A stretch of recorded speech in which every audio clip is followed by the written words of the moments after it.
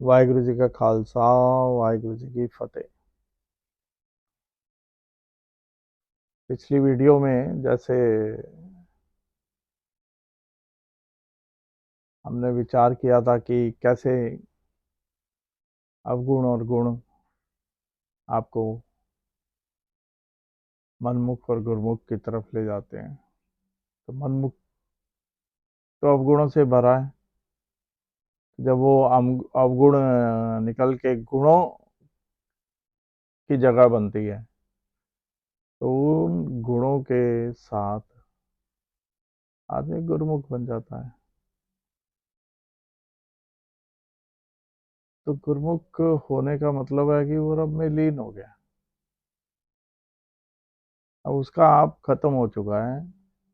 अगर वो जो फीलिंग है ईगो की कि मैं कुछ करता हूँ, वो वाली खत्म हो जाती है, क्योंकि उसे ये रियलाइज हो जाता है कि करने वाला तो एक ही है। तो वो मेरी मैं से दूर उठ जाता है। तो उसके ध्यान में सिर्फ रब रह जाता है। अब प्रैक्टिकल लाइफ में हम रब की बात करते हैं, भगवान है क्या है, तकरीबन हम बचपन से कहते हैं कि ऊपर की तरफ इशारा करते हैं या बाहर की तरफ ढूंढते हैं, जगह जगह जाते हैं।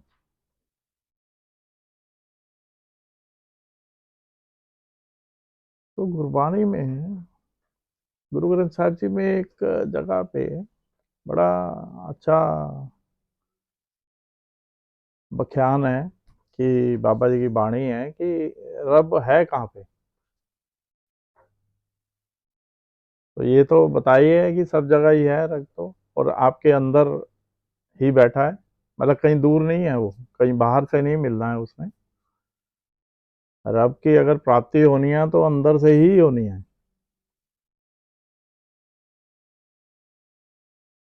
तो उसमें वो एक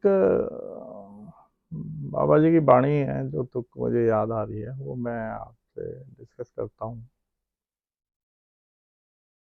उसमें क्या है कि एक पिक्चराइजेशन जो मेरे मैं अपने, क्योंकि एज ए लेमैन में सोचता हूँ, उसको पढ़ के मुझे पिक्चराइजेशन होता है कि रब कैसे कहाँ रहता है, तो उसका महल कहाँ पे है या वो कहाँ बैठा है। तो उसमें बाबा जी लिखते हैं कि एक दरवाजा है जिसका नाम उन्होंने दुख रखा है, दुख दरवाजा है। और उस दरवाजे के बाहर एक पहरेदार खड़ा है। उस पहरेदार का नाम है गुस्सा या क्रोध कह लो, एक और विकार। और उस जो दरवाजे के दो पहलू हैं, पल्ले कहते हैं जिसे, लेफ्ट राइट पे खुलते हैं बंद होते हैं, उनका नाम उन्होंने दिया है आशा एंड अंदेशा। मतलब एक उम्मीद है और एक शंका है कि मतलब हमें किसी चीज की उम्मीद है, लेकिन उधर ही डाउट भी है, शंका भी है। और उसके बाद एक तालाब है, तालाब में पानी भरा हुआ है। उस पानी मतलब माया है वो, माया पानी के रूप में जैसे फैली हुई है, जो सृष्टि हम देखते हैं जिसमें जी रहे हैं बेसिकली हम।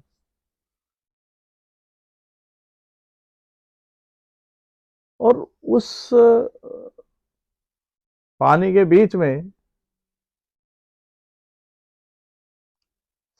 सच का एक आसन है जिस पे वो बैठा है। तो अब वो इमेजिनेशन है इंसान की जो उसने दी है।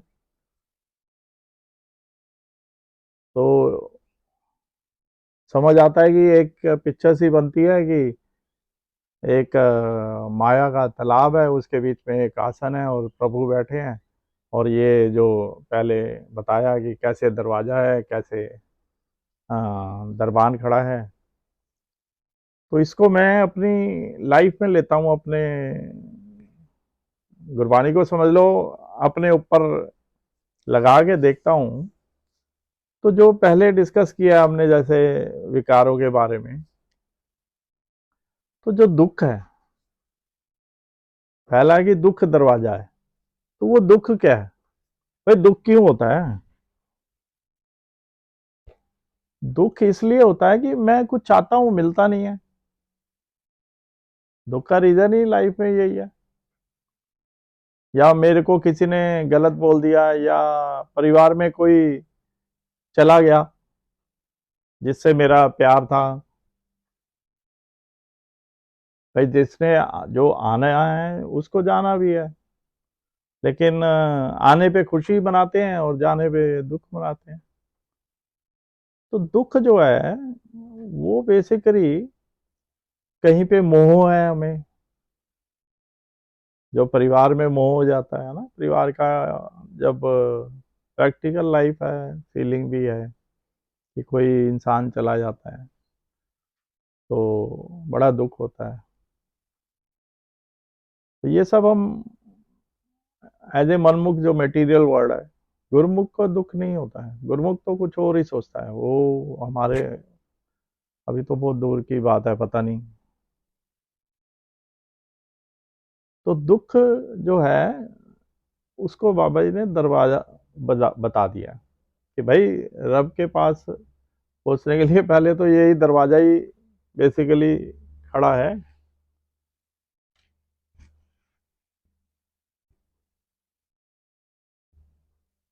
और दूसरा बताते हैं कि दरबान गार्ड पे खड़ा है गुस्सा, क्रोध। अबे गुस्सा तो सभी को आता है, जितना मर्जी कोशिश कर ले हैं। मैं तो अपनी लाइफ में देखा है, मैं क्या बड़ी कोशिश करता हूँ कि गुस्सा नहीं आए, नहीं आए, नहीं आए, लेकिन कामयाबी नहीं मिलती। गुस्सा आता ही है। कि गुस्से का मेन रीजन क्या होता है कि मैं चाहता हूं कि ये चीज ऐसे हो और ऐसे नहीं हो रही। तो कहने का मतलब यह है कि मैं खुद को ही रब मानता हूं और सोचता हूं कि भाई दुनिया तो मैं ही चला रहा हूं। तो ये वाली बेशक परिवार में ही है कि मैं चाहता हूं परिवार में ऐसा और नहीं हो रहा तो मुझे गुस्सा आ जाएगा। किसी से बात कर रहा हूं, वो मेरी बात नहीं मान रहा तो गुस्सा आ जाएगा। बच्चा ही है, बच्चा ठीक नहीं कर रहा है, गुस्सा आ जाएगा। क्योंकि मैं चाहता हूं कि ये जिन पे मैं गुस्सा कर रहा हूं वो मेरे हिसाब से चले, और कई बार ये अपने पे ही गुस्सा आ जाएगा कि मैंने ये गलत कर दिया, मेरे से ये गलत हो गया। तो मुझे ये तो पता ही नहीं कि भाई मैं अपने को भी नहीं चला रहा, चलाने वाला तो कोई और है। तो वो जो फीलिंग ही नहीं है अंदर, इसलिए मुझे गुस्सा आता है। तो उस पे भरोसा नहीं है एक्चुअली। वो है तो सही, कहने के लिए तो है, लेकिन अंदर मन में भरोसा नहीं है, इसलिए मुझे गुस्सा आ जाता है। तो वो गुस्सा हमें क्या करता है? रब के आसन की तरफ जाने नहीं देता। तो एक तो दुख, दुख भी वही है। और फिर ये गार्ड साहब खड़े हैं, हमें ऐसे करके कहते हैं स्टॉप। और फिर उसके साथ दो चीजें लगा रखी हैं, बाबा जी ने एक्सप्लेन किया है कि दो पल्ले हैं उसके दरवाजे के। एक तो उम्मीद है और एक शंका है। अब उम्मीद भी है और डाउट भी है भाई। मुझे उम्मीद है मेरे साथ अच्छा होगा, ये होगा, ये होगा, और डाउट है कि होगा या नहीं होगा। तो मैं सेल्फ में फंसा हुआ हूं एक्चुअली, अपने अंदर ही फंसा हुआ हूं। उम्मीद भी है और नहीं भी है, ये क्या बात हुई? तो कश्मकश में हूं, दुविधा कहते हैं जिसको, दुविधा में हूं। तो वो दुविधा अपने को बेसिकली उससे दूर ले जाती है कि उस पर भरोसा ही नहीं होने देती। तो अब जो पानी माया को बोला गया है, पानी है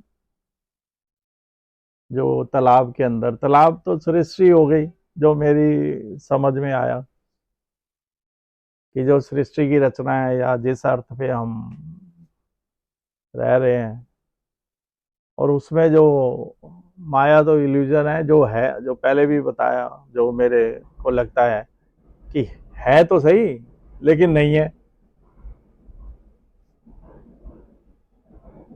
तो उसमें जब हम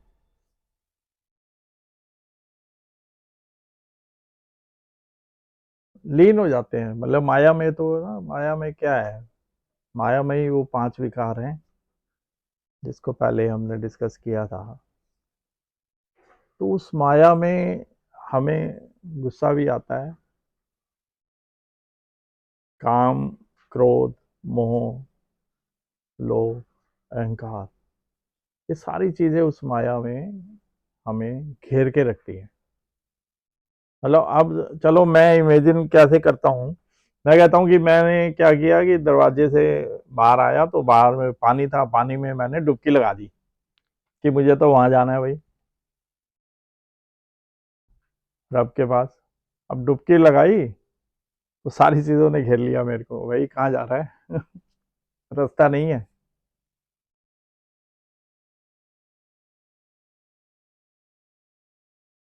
तो जो इन सब चीजों को पार करके रब के उस आसन कह लो, सच के आसन पे बैठा है, सच के पास पहुंच जाता है, वो तर जाता है। तो इन सारी उसमें पार करने के लिए, मतलब मैं कोई का इंसान मैं कर लूंगा तो मेरे मेरे जो ख्याल में आता है कि वो तो पॉसिबल नहीं है। लेकिन जिसको इजाजत दे देता है रब अंदर से, वो ये सारे जो ऑब्स्ट्रक्शंस हैं उनको पार करके और वहां तक पहुंच जाता है। तो ये जो इमेजिनेशन की बात है, जो इमेजिन किया, तो मैं अब इसको अपने शरीर पे देखता हूँ कि मेरी फीलिंग मेरे शरीर का एक हिस्सा है, मेरे अंदर जो उसका अंश है, उसका हिस्सा है। तो मेरी फीलिंग में दुख है, तो मेरी फीलिंग में ही मुझे गुस्सा आता है। तो वो जो बाबा जी ने एक जगह बोला भी है, दसम द्वार की बात की है कि जो उसके दरबार का रास्ता है, जो अभी सच की बात कर रहे हैं हम, शरीर में से, तो मेरे दुख दूर होता है, मेरी फीलिंग जो क्रोध की है, गुस्से की है, वो दूर होती है। और मेरी जो उम्मीद रहती है भाई किसी चीज को पाने की, और फिर उसको मैं पाऊंगा या नहीं पाऊंगा, उसकी उम्मीद, वो, तो वो भी मेरे को घेरे रखती है हमेशा। फिर माया में तो मैं घुसा ही हुआ हूँ, तो मेरा पूरा शरीर, मेरे जो फीलिंग्स हैं, सारी माया के अंदर ही एकमत तो हुई है। मतलब वो कहते हैं ना, कहीं से साफ कर लो, कहां से करोगे पॉसिबल ही नहीं होता। तो अपने शरीर के अंदर ये जो सारी चीजें हैं, यहीं से निकल के अंदर से ही उसका रास्ता है। जो सच का आसन कहीं और नहीं है, वो है तो अंदर ही। उसे गुरु ग्रंथ साहिब जी में दसम द्वार बोला गया है। तो दसम द्वार की भी आप बात करेंगे डिटेल में, लेकिन अभी शॉर्ट में जो मुझे याद आ रहा है बता रहा हूँ कि वो जो दसम द्वार है वो शरीर में ही है, और उसी के जरिए, मतलब उसी द्वार से सच के आसन के करीब पहुंच सकते हैं। लेकिन ये बात पक्की है कि उसकी कृपा के बिना आज तक कोई गया नहीं वहां पे, मतलब उसकी इजाजत तो चाहिए। उसकी इजाजत होगी तो ये सारे किवाड़ खुल जाएंगे, सारे द्वार खुल जाएंगे और हमारे अंदर जो जी है, उसी का अंश है, वो वापस अपने घर की तरफ निकल जाएगा। नहीं तो अदरवाइज क्या है, अदरवाइज यहीं इसी माया के अंदर विचरता रहेगा, कभी किसी रूप में, कभी किसी रूप में, कभी किसी रूप में। तो इस बात पे कई बार मैं सोचता हूँ कि जैसे मैंने बोला किसी रूप में, क्योंकि अब एज ए इंसान पैदा हुए हैं हम। तो मुझे एक वैसे अपनी पर्सनल बात बता रहा हूँ आपको। तो एक मेरे को कोई पूछता है, कहीं ऐसे ही अननोन पर्सन था, कहीं पे मिल गया, रेस्टोरेंट में थे, बैठे थे, तो ऐसी बातें होने लगी। कहता है आप पहले यहाँ आए हो कभी? मैं कहा जी देखो, अब मैं आया हूँगा या नहीं आया हूँगा ये तो पता नहीं, लेकिन हो सकता है कि मैं किसी और रूप में आया हूँ। अब कब से कब तक विचर रहा हूं मैं इस दुनिया में, ये तो मेरे को पता नहीं है सृष्टि के अंदर।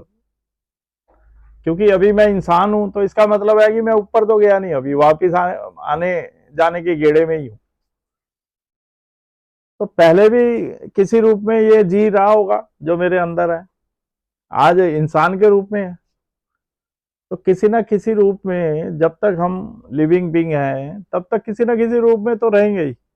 जब तक इस 10वें द्वार से हमारी जो है जान पहचान नहीं होगी और रब के दरबार में एंट्री नहीं मिलेगी, तब तक हमें वापस तो आना ही है। तो वो मैं अपने दोस्तों से मजाक में शुरू से बात करता हूँ ये वाली, कि भाई मैं तो टूरिस्ट हूँ। वो कहते हैं भाई अब इन संसार में आए हैं तो क्यों आए हैं, ऐसे कभी कई बार डिस्कशन का मौका मिला है। तो मेरा अपना पर्सनल व्यू है ये सिर्फ, क्योंकि हम तो घूमने आए हैं।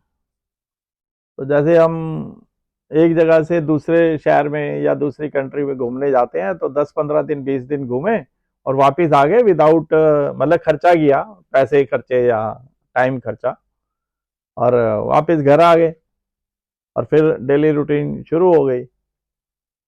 मैं कहता हूँ देखो, मैं तो घूमने आया हूँ,